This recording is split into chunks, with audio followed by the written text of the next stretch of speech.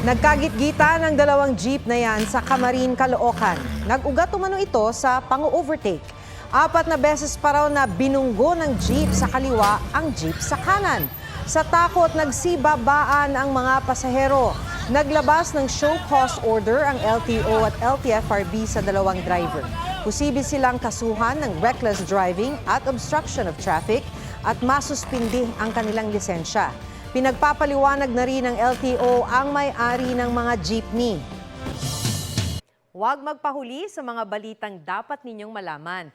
Mag-subscribe sa GMA Integrated News sa YouTube. Sa mga kapuso abroad, subaybayan nyo kami sa GMA Pinoy TV at sa www.gmanews.tv.